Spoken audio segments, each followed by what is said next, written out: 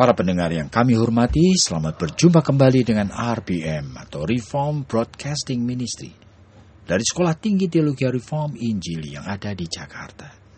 Dan kami mempunyai berbagai macam program yang memang disediakan untuk melengkapi anak-anak Tuhan di dalam pelayanan yang sekarang ini kebutuhannya luar biasa besarnya.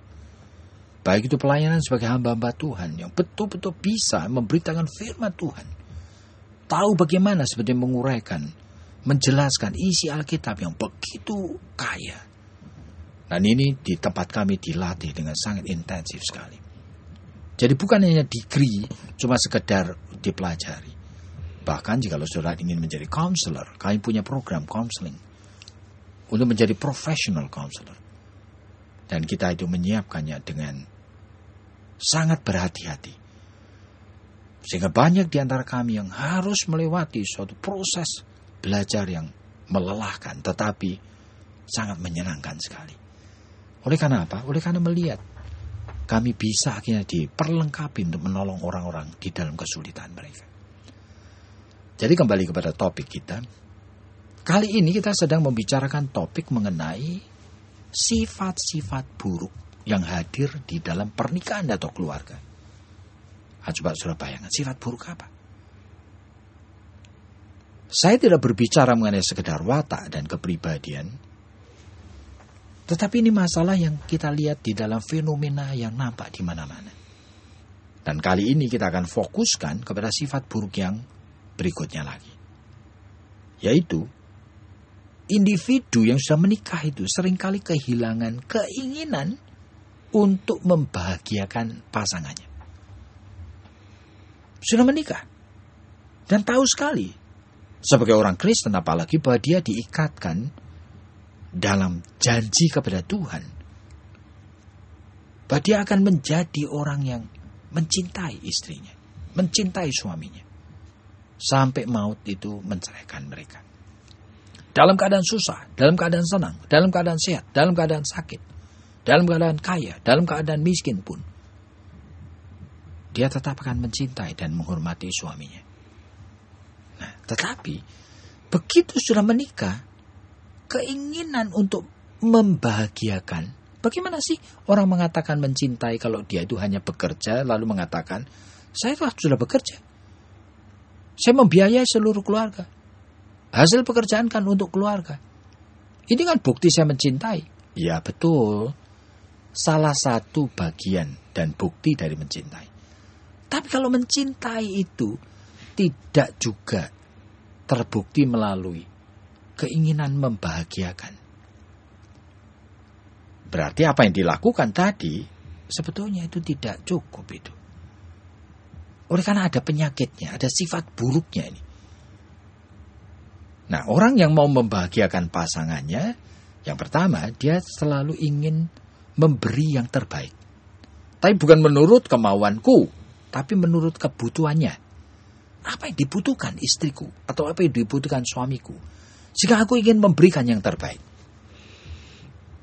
Sehingga kalau aku melihat dia lagi capek dan membutuhkan seorang yang bisa menjadi teman bicara dan tidak motong-motong, tidak menyalah-nyalahin dia, aku akan begitu.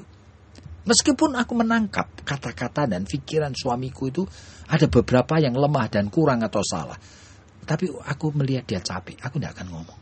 Aku akan menciptakan suasana yang lebih rileks. Nah, berarti aku ingin membahagiakan dia dengan memberi kebutuhan suasana rileks saat itu. Jadi sebetulnya ini baru satu dari ratusan contoh saja. Keinginan membahagiakan itu sebetulnya yang tahu adalah kita sendiri. Apakah kita betul ingin membahagiakan istri kita? Memberi apa yang dia butuhkan. Sehingga suasana itu lebih dapat dinikmati. Nah, lagi bersama-sama keluar makan, suasana lebih bisa dinikmati. Bagaimana caranya? Pada saat naik mobil bersama-sama, bagaimana suasana yang lebih bisa dinikmati bersama itu? Itu artinya lahir dari keinginan dalam batin kita sendiri. Memang saya ingin make her atau make him happy. Banyak orang tidak punya ini. Barangkali munculnya hanya pada saat-saat tertentu, seminggu sekali, hanya untuk beberapa puluh menit. Kadang-kadang. Tapi selebihnya, banyak orang itu begitu egois. Justru menuntut pasangannya membahagiakan dia. Sehingga banyak orang itu meskipun pergi bersama-sama, kadang-kadang dari Jakarta ke Bandung, waduh, lebih suka itu mereka main HP masing-masing. Tidak berbicara, lebih dari 3 jam perjalanan, tidak bicara. Tidak ada keinginan menciptakan suasana yang berbahagia. Keinginan untuk mencipta suasana yang lebih menyenangkan. Keinginan untuk melihat pasangannya bisa tertawa. Keinginan melihat pasangannya itu bisa wajahnya berseri-seri. Nah, keinginan itu kenapa kok tidak ada? Itu yang saya sebut sebagai sifat buruk hadir dalam pernikahan dan keluarga. Nah, sekarang kita mendengar apa ya Ibu Esther mau katakan. Ya Pak, sebetulnya tidak adanya keinginan untuk membahagiakan pasangan ini, itu kan oleh karena sebetulnya kita ini hidup di dalam zaman yang distraksi ataupun pemindahan daripada fokus pikiran, perasaan. Sekarang ini kan godaannya itu banyak sekali gitu loh Pak. Kita bisa bermain iPad, iPod, lalu kemudian apalagi itu semua kalau bukan internetan ya bermain dengan Facebook, lalu kemudian dengan games dan lain-lain.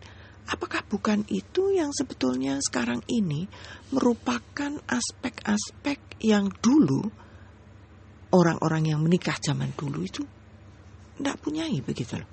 Walaupun mungkin mereka juga mempunyai problem yang sama, yaitu tidak bisa ataupun kehilangan keinginan untuk membahagiakan. Tetapi sekarang ini kan godaannya itu lebih banyak lagi begitu loh. Ya, sebetulnya faktor pencetus dan menjadi faktor penyebab juga itu bisa apa saja sih. Tetapi ini masalah apa sebetulnya terjadi dalam jiwa kita. Ya.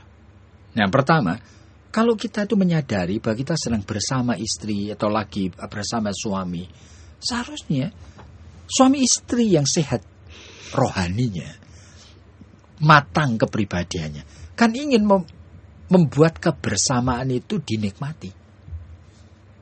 Kan begitu. Sehingga untuk bisa membuat kebersamaan dinikmati, ya seharusnya kita menginginkan kebahagiaan daripada pasangan kita. Iya. Tapi kan tidak selalu itu tuh lalu muncul, lalu itu tuh kita ingin untuk pakai begitu loh Pak. Ya justru maksud itu. Saya. Kalau tidak. Jadi frekuensinya itu kalau jarang sekali, yaitu kita melihat ini pasangan ini sudah mempunyai penyakit sifat buruk tadi. Tapi kalau itu merupakan sesuatu yang frekuensinya masih jarang, di mana banyak kan kita tuh masih bisa bercanda dan masih bisa saling membahagiakan. Sebetulnya ya pasangan kalau lagi berdua aja, meskipun usianya pernikahan sudah 30 tahun, 40 tahun, sebetulnya kan ada keinginan meraba. Meskipun bukan ada maksud untuk hubungan seks, tapi keinginan merangkul, berpegangan, gitu loh. Tetapi Kan yang sebetulnya kan ada. Iya Pak, tapi sekarang ini yang saya lihat sebetulnya kondisi daripada pernikahan itu kan sangat rapuh sekali gitu loh. Maksudnya itu sekarang ini bukan cuma godaan daripada daripada rekan-rekan kerja di kantor begitu, rekan yang bisa bercanda, rekan yang enak diajak bicara begitu. itu kan jauh lebih banyak dan lebih besar daripada yang dulu. Sehingga keinginan untuk membahagiakan pasangan itu kan kalau sudah sampai di rumah rasanya sudah tidak ada apa-apa yang sisa begitu. Yang ada cuma capek, kepingin mungkin kepingin SMS, kepingin internetan sendiri. Tidak mau diganggu. Dan dia juga tidak mau mengganggu pasangannya. Dengan pengharapan, ya sudah, nanti kita ketemu sama-sama di ranjang. Kan begitu. Tapi kalau saya melihat gitu ya, bahwa keinginan untuk membahagiakan, kan itu sebetulnya itu mungkin begitu ya Pak. Kan harus disertai itu dengan adanya keintiman, disertai dengan adanya keinginan itu untuk memang itu seperti tadi yang Bapak katakan ya, masih ada keinginan untuk ada passion itu di situ, keinginan ya, untuk itu kan merangkul. dua belah pihak toh. Betul, selalu. betul. Jadi kalau sepihak itu, makanya ini pembicaraan ini seharusnya masing-masing mempunyai itu. Betul Pak. Tapi ini kalau cuman salah satu yang menunggu begitu, misalnya istri sudah seharian begitu dengan anak, dia kan nunggu suami pulang itu lalu dengan yang seperti tadi yang diharapkan. Dia merangkul, dia memberikan ciuman, dia juga memberikan rasa terima kasih, dan dia pengen bermain dengan anak supaya istri itu juga sedikit bisa istirahat. Kan itu kadang-kadang itu pun sampai tidak terpikir begitu loh Pak.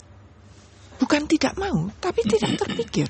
Bagaimana itu Pak? Ya memang realita hidup itu begitu. Jadi manusia itu sebetulnya daya tampung dalam pikiran dan kesadarannya itu kan terbatas. Betul, betul. Kalau tidak semuanya sekaligus disadari kan tidak begitu. Betul. Cuma ya melalui pembicaraan seperti ini kita sebetulnya melihat realita yang terjadi dalam kehidupan rumah tangga ya. Sebetulnya seringkali itu begini. Tahu-tahu sudah hadir dan tahu-tahu itu hubungan itu sudah menjadi flat begitu loh.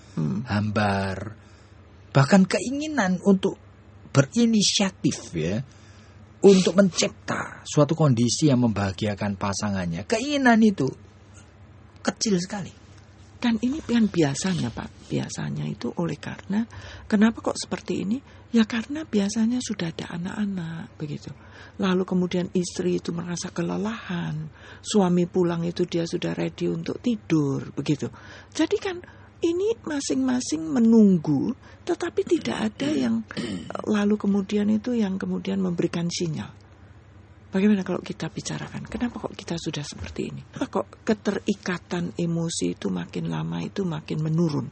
Iya. Kan mestinya itu ada seperti itu. Nah Pak. itulah, makanya dalam rumah tangga itu saya perhatikan itu hampir tidak ada suami istri itu yang punya conference. Ya mereka secara khusus berbicara gitu loh. Lalu membereskan hal-hal yang dirasa selama 1 minggu atau 1 bulan ini sudah kurang baik ini. Nah seharusnya begitu. Oleh karena itu kalau kita lihat misalnya John Gottman itu kan menuliskan di dalam bukunya Marital Therapy, dia tuh menuliskan bahwa sebetulnya 80% daripada divorce itu terjadi oleh karena gradually, oleh karena perlahan-lahan terjadi keterpisahan emosi. Mungkin oleh karena ini Pak, karena kita tidak ada keinginan lagi untuk membahagiakan. Ya, maksudnya tidak ada lagi keinginan membahagiakan, itu manifestasi daripada keterpisahan emosi tadi, Sven. Iya. Nah, sehingga emosi masing-masing itu dipakai untuk hal yang berbeda dan bukan kekayaan emosi itu dipakai untuk memberikan kebahagiaan pada pasangannya.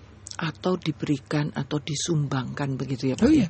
Jadi emosi sudah terkuras untuk hal yang lain. Emosi untuk bekerja, menghadapi akan masalah di dalam perusahaannya, emosi sudah terkuras. Atau bahkan banyak wanita emosinya sudah diberikan semuanya untuk anaknya. Iya. Dan kadang-kadang untuk suaminya sudah tidak ada lagi sisanya. Jadi itu tuh kalau yang seperti itu ya, kan kadang-kadang kita menyadari. Tapi dari mana mau memperbaiki? Kadang-kadang menjadi sulit sekali begitu loh Pak. Jadi segala sesuatu itu sebetulnya tidak ada kata hopeless. Di dalam Tuhan tidak ada kata hopeless.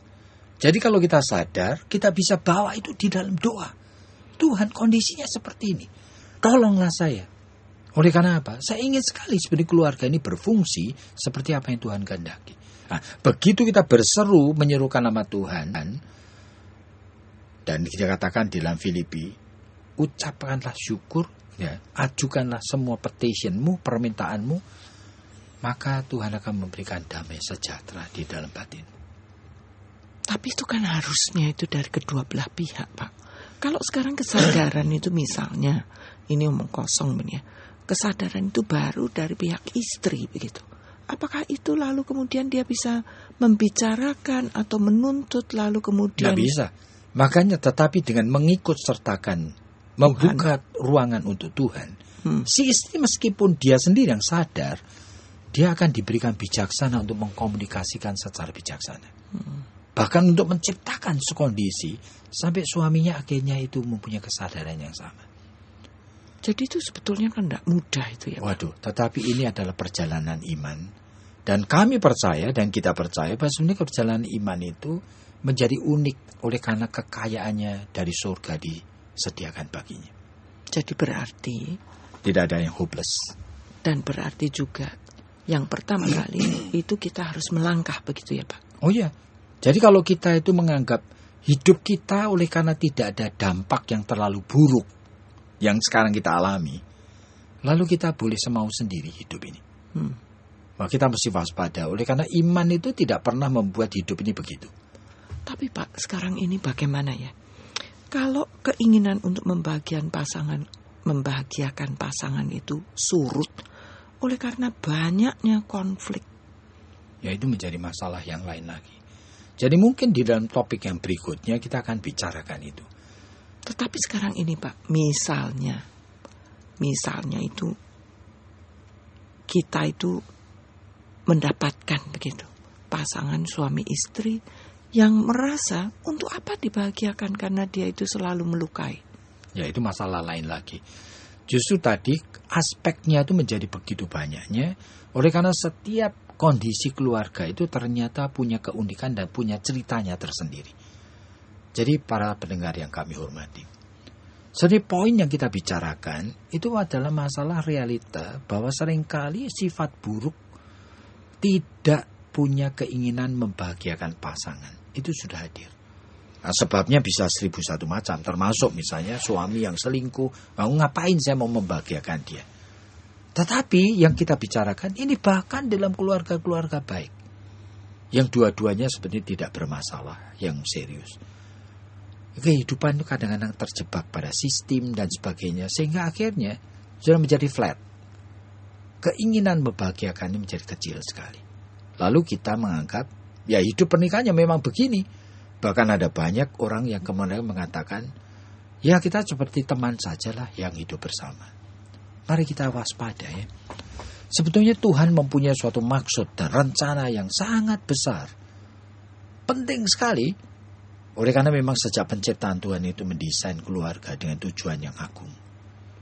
Dan mari kita itu mendidik diri kita sendiri sambil berkata, Tuhan tolong saya. Supaya kehidupan pernikahan ini tidak berjalan berputar dalam lingkaran yang kecil saja. Supaya kami bergerak memperbaruinya untuk kemuliaan nama Tuhan. Nah, jikalau ada pertanyaan-pertanyaan atau hal yang ingin disampaikan, silakan hubungin pelayanan hotline kami di Jakarta 021 794 3829 794 3829. Kiranya Tuhan memberkati Anda.